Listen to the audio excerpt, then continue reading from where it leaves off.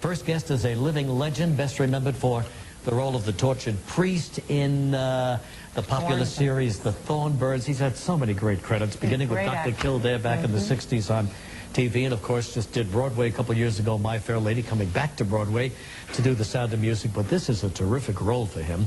He plays, as we said, the butler in the Doris Bernard Lafferty. Yes, in the Doris Duke story. Here's Richard Chamberlain.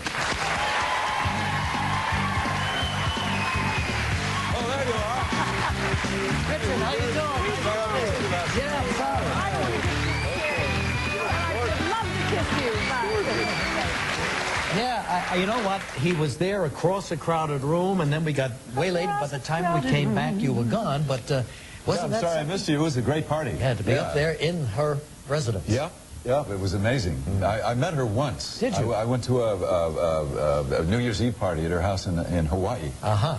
And this was only about 3 years before her death, and she was terrific. So you met Bernard Lafferty? No, I didn't. Well, I don't know. You see, I didn't know about him then, so I didn't notice whether he was there. He was lurking around. Whether he was lurking. Yeah. Yes, which he does so well. But I have a confession. I've been in love with Richard Chamberlain, like everybody else, since I first laid eyes on you in Dr. Kildare. But you have never been creepier than in this movie. This is a creepy guy. You must have had a ball playing. Yeah, it was so much fun. You know, it's much more fun to do character parts than leading men. I mean, it's great doing leading men too. Sure. Yeah. But the character stuff is where the real fun is, because you've got so much freedom, and you can be as bad or as whatever you want to be. He was pretty doggone. How much of it is based on true fact? Nobody really knows a lot about the absolute facts. I met two people at the party last night, one on one side of the room and one on the other.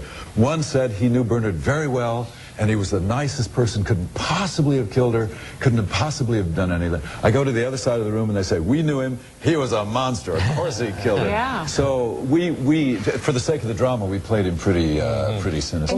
And against type too, excuse me, Regis. You didn't have the ponytail and you didn't have the Irish accent. No, CBS wouldn't let me do that. I used the tiniest bit of an Irish accent, but they didn't want me to do any of that stuff. Yeah. What was it like working with Lauren Bacall, who was also there? Unbelievable. She really got into that role too, didn't she? Yeah, she did. She's very good in it. Very good. She is totally amazing. She's one of the great movie stars. She's very sexy. Yes. No kidding. Yes. I mean, really knockdown sexy. She knows who she is and what she is. Yeah, and funny, and she loves to play. She's very witty and funny, and a wonderful actress. I had a great time with her. And Mayor Whittingham's good in it. I mean, everybody's good in it. Yeah. Even Brian Dennehy showed up. Well, of course. Brian Dennehy is in everything. So, Richard, you're still living in Hawaii? I mean, yes, still live in Hawaii. I'm here for my shot of New York. No, I'm not going to be home for a year and a half. No kidding. Yeah.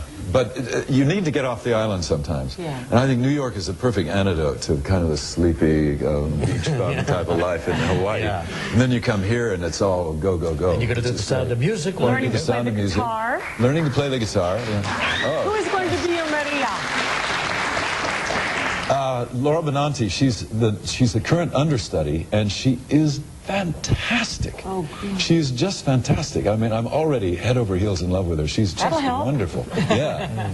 Yeah, unfortunately, she's got another guy, and I could be her grandfather, but never mind. Hey, details. He's got a great voice, doesn't he? And a great singing voice, too. Well, I sing a little, yeah. Remember the hit he had, Dreams? Remember that? I was in love. Stop it. Remember with the one Dr. Kildare you did with, it was called Tiger with Yvette Mimieux. That's everybody's favorite. That's when I knew I had hormones, when that thing aired. Yeah, that was she was wonderful. She's the only actress I know who could have an epileptic fit on a surfboard and look great. And look great. It's true. Well, so what are you going to do after Broadway? Well, I don't know. I'm going to have a nice holiday. A really nice. Where do you holiday? I mean, you live in Hawaii. Because I did another movie in between Doris Duke and the musical called Pavilion in North Carolina. So I've been working steadily, and I'm going to have I think I'm probably going to go to Italy and maybe rent a little villa someplace and have some time. But when people see you, what role do they talk about? Women, the Thornbirds, men, Shogun. Oh, Shogun. I love that too, though. Some people still remember Dr. Kildare, but that hardly gets mentioned anymore. But mostly it's the Thornbirds and Shogun. And which is your favorite of all the things you've done? I think in terms of miniseries, Shogun I thought was a really fantastic project in all ways. And it also taught people so much about Japan and everything. I think it was a really good one. The most fun I've ever had was a show we did at the Public Theater called Fathers and Sons by Tom Babe. And Dixie Carter played Calamity Jane. I was Wild Bill Hickok.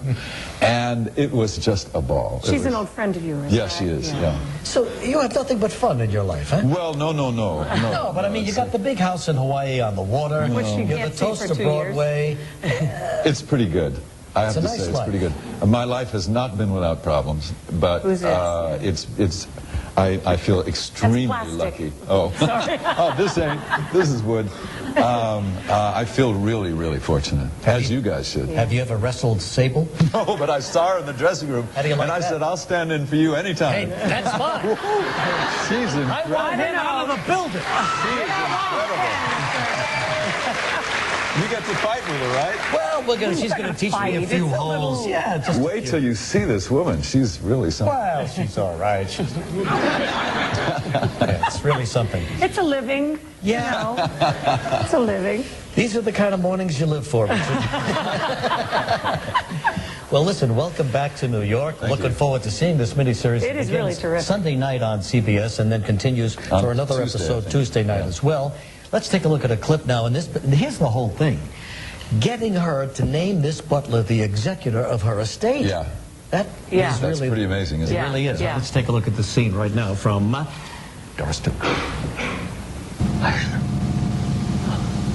I signed it, didn't I? Oh, yes. You made me executor and controller of your estate. Thank you, Miss Duke. Why would I have to do that? For a very practical reason. There's no one else left in your life. Just you. Oh! Charming couple. I wanted to smack you. What a bad guy. Had to be fun, though. I could It was fun. It was fun. And working with her was sensational. Yeah, two great performances. Okay, it's called Too Rich, The Secret Life of Doris Duke, Sunday night, CBS. Richard, thank you very much.